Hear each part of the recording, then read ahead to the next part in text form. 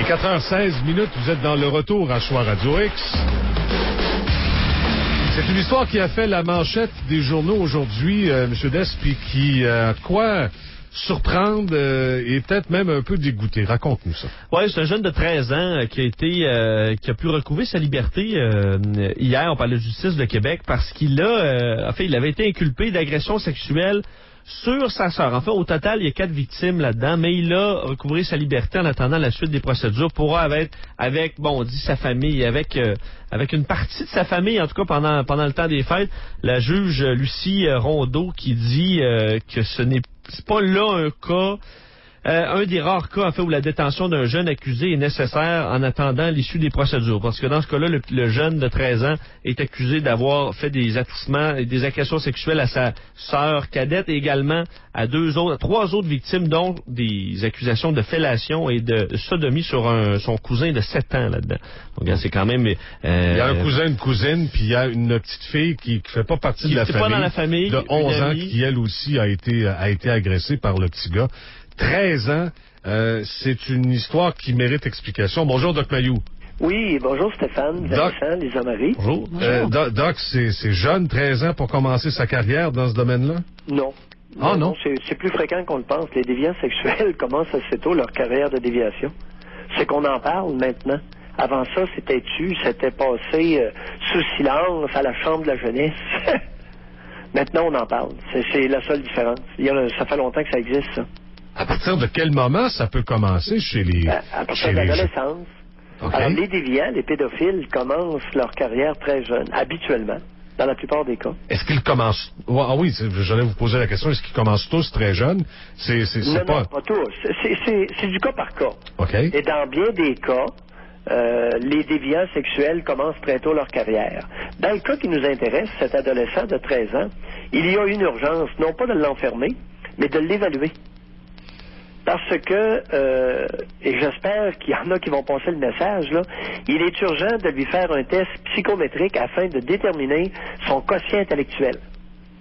Ça fait longtemps que je vois ce genre d'individu-là, et régulièrement, je vois des déficients intellectuels qui abusent sexuellement de jeunes enfants de 6-7 ans. Est-ce que c'est un test qui va être automatiquement fait?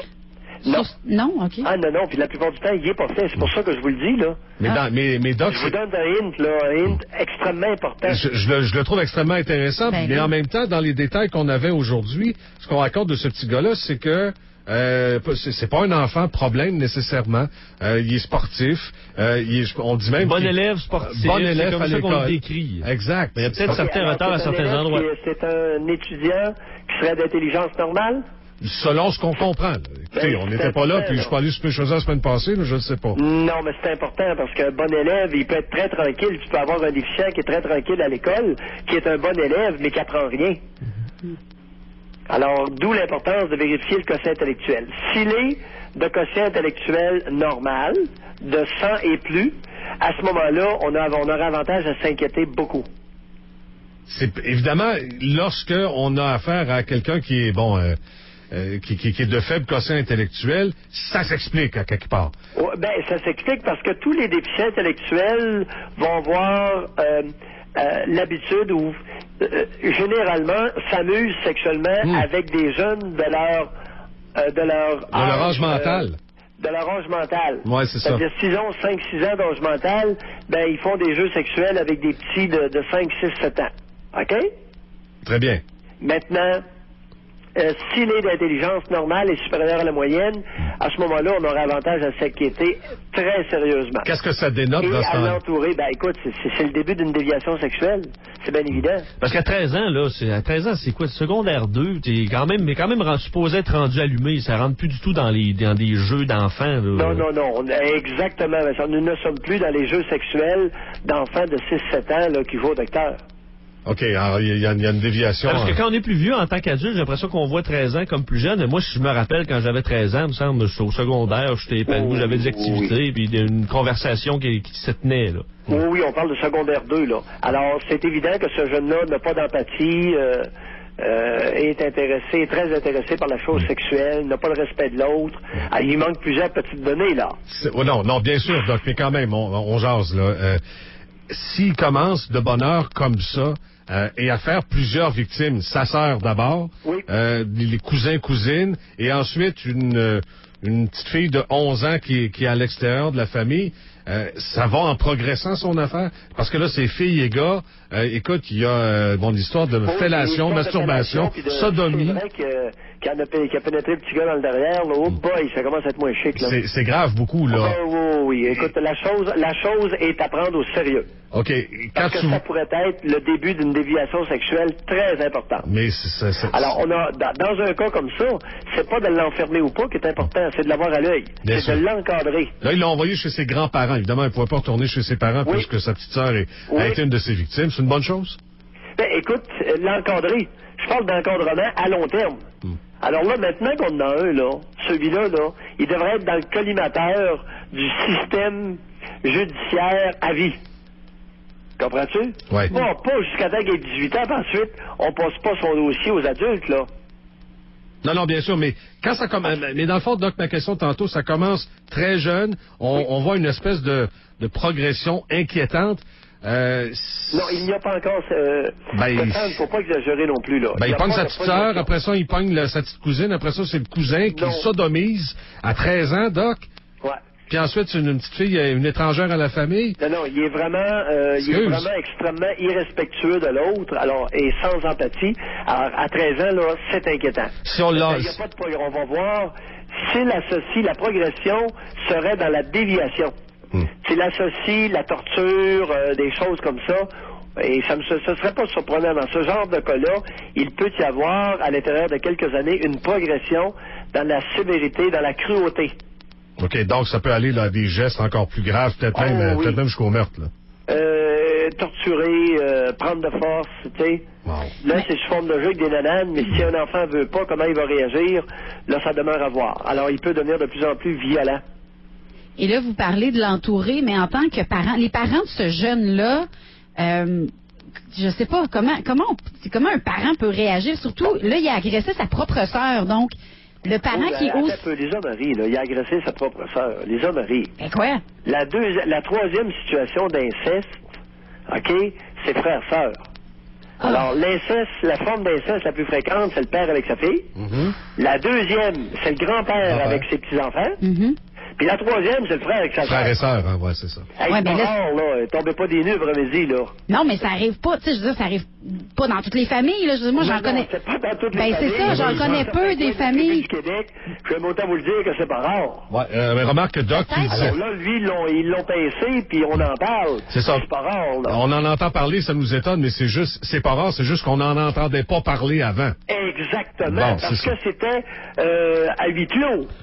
Oui, c'était secret, ces choses-là, à la Chambre de la jeunesse, avec la DPJ. C'était secret et confidentiel. Alors que, regarde, il faut le savoir. Ben là, il faut le dénoncer, mais ça, je comprends, sauf que, je sais pas, je me place en tant que parent. Si j'apprends que mon fils agresse ma fille, puis d'autres, je veux dire, comment on fait pour l'entourer? Je veux dire... Oui, attends un peu. Avant de l'entourer, on va commencer à se poser des questions. Parce qu'il y a une première problématique qui est possible dans ce genre de cas-là. C'est un garçon qui était laissé à lui-même. Et puis qui s'amuse avec son zizi pour se procurer du plaisir d'en vie. Là, ce qui veut dire qu'au départ, les parents n'étaient pas très présents. C'est ça que vous voulez dire? Pourrait. Wow. Okay. Alors, Lisa Marie. Oui, oui, non, je comprends. Allons-y dans la nuance, là. Oui. Allons-y dans la nuance. Corrigez-moi. Là, on est à élaborer des hypothèses. Ouais. Et tu peux avoir j'ai vu des cas, 13 ans, 14 ans, de très bons parents, avec un petit maudit déviant, là, sexuel, qui est taré sur le plan génétique. Tout ça existe, là. Okay. Alors, il ne faut pas tomber à bras raccourcis sur ces parents-là. J'ai bien dit, ça pourrait être un cas de négligence parentale d'un enfant qui surinvestit son plaisir sexuel pour se désennuyer et continuer à se donner le goût de vivre au lieu de se suicider. Ça peut être un cas comme ça, mais c'est une possibilité. Donc, si on découvre... On essaie ensemble d'élaborer différents scénarios plausibles pouvant expliquer ce genre de comportement-là. Exact. Et Doc, tantôt, tu me disais, bon, ça peut être un cas de, je dirais pas de démence, mais en tout cas, là, tu sais, d'infériorité du quotient intellectuel. Oui. OK, c'est possible. Tu Oui. nous dis, si jamais il y a un quotient soit équivalent ou supérieur à la moyenne, Oui. là, il faut commencer à s'inquiéter. Vu Attends, qu'on a, plus. on a un déviant. C'est quoi qu'on fait avec ça, Doc? Dans certains cas de déviance sexuelle, tu as souvent parlé de castration. Ouais, ben on ne castera pas un jeune de 13 ans. Je comprends, On je comprends. l'encadrer à long terme. Et ce n'est pas sans raison que je suggère ça. Si vous saviez, dans ces cas-là, comme on va lui donner la thérapie de la parole pendant 1 an ou 2 ou 3, puis ensuite on les oublie. Ce qui est de la bullshit, là. Ça, Écoutez, alors ce cas-là, OK, ce cas-là doit être fiché à vie. On n'oublie pas, on pardonne pas, là. Lui, là, on l'a dans le collimateur, on l'encadre, puis on le suit pour les 75 prochaines années, là. OK. Mais est-ce On que l'a, celui-là, là. est-ce qu'on n'a pas le candidat parfait pour la castration, Doc? Je dis pas à 13 ans, bien sûr. Regarde, ça n'a pas de sens. C'est pour ça que je vous dis, si c'est un déficient, écoute, j'essaie de faire castrer certains déficients, là. J'ai de la misère, maudit. J'en doute pas. Personne ne vient m'aider. Alors, tout le monde j'ai la travailleuse sociale contre moi, j'ai tout le monde contre moi, parce que j'ai des cas comme ça de déficients, qui sont rendus à 18-20 ans. Puis, dès qu'ils ont une chance, ben, ils jouent à touche-pépi avec des petits-enfants. Ben oui. Comprends? Ça, il me semble que la question se pose même pas. Ben là, c'est un no-brainer. Je suis seul de ma gang, là, pour ça, là. Puis là, on m'accuse d'eugénisme, de vouloir les exterminer, de les empêcher de se reproduire. Mais ça n'a rien à voir. Je veux pas qu'ils se reproduisent, les débiles. Ben, c'est clair. Et dans ce sens-là, et les déviants, on veut pas non plus qu'ils se reproduisent. Bon, maintenant, au niveau de la déviation, là, faudra voir. Faudra voir si c'est un enfant qui a surinvesti son pénis, son plaisir sexuel, parce qu'il était fortement négligé, abandonné à lui-même, laissé à lui-même. Là, le fait de lui amener certaines thérapies de la parole pourrait faire une différence. Deuxièmement, il y a certains de ces individus-là qui, lorsqu'ils se sentent surveillés, encadrés, laissent leur piscette tranquille, puis cessent d'agresser. Et il y en a d'autres qui sont incontrôlables. Alors, si dans 3 ans, l'individu a progressé et devient incontrôlable, il pourrait devenir, avant l'âge adulte, un candidat à la castration. J'aurais aucun problème avec ça. Bon. Dans le dernier scénario que je viens de mentionner. D'accord. Est-ce que le petit gars en question pourrait avoir été agressé dans le passé? Est-ce que ça pourrait avoir un lien? Bon, très bonne question, Vincent. La moitié des abuseurs ont déjà été abusés et la moitié des abuseurs n'ont jamais été abusés. Ça, ce sont les chiffres officiels au niveau international. Autrement dit, ça ne fout rien. T'as des individus qui ont été abusés, puis ils abuseront jamais de d'autres. T'as des individus qui n'ont jamais été abusés, puis ils vont abuser d'enfants. T'en as quand même 1 sur 2 qui a été abusé. C'est quand même, c'est quand même plus haut que le taux moyen en général dans la population. Là. Oui, mais il y a une composante génétique. Il y a des familles de tarés. Alors, on remarque que dans certaines familles, comme les Côtés, vous souvenez-vous de les Côtés de la Oui, Rénal Côté à Sherbrooke, là? Ben oui, Rénal Côté. Fait que si on faisait l'histoire de la famille des deux côtés, des deux côtés, sans vouloir faire un jeu de mots, des deux côtés des ascendants génétiques, on retrouverait là beaucoup d'inceste, de n'importe quoi. Tu comprends? Parce que ce sont des tares familiales, généralement consécutives à des tares génétiques. Alors, il y a des individus tarés qui se reproduisent entre eux autres sans aucun tabou relié à la parenté génétique. Regarde, c'est pas beau, ces affaires-là. Doc, je sais que t'es un homme. Puis à Québec, soyez sans crainte, vous n'avez pas mal. Je sais qu'on est bien équipés. Puis tu sais quoi, Doc? Le problème là-dedans, là. Autour du centre-ville, soyez sans crainte, j'ai fait mes études à Laval. T'avais des cas espèces en masse, t'en manquais pas? Il y a une couple de petits villages autour de Québec, ça arrive dans la Rive-Sud, là.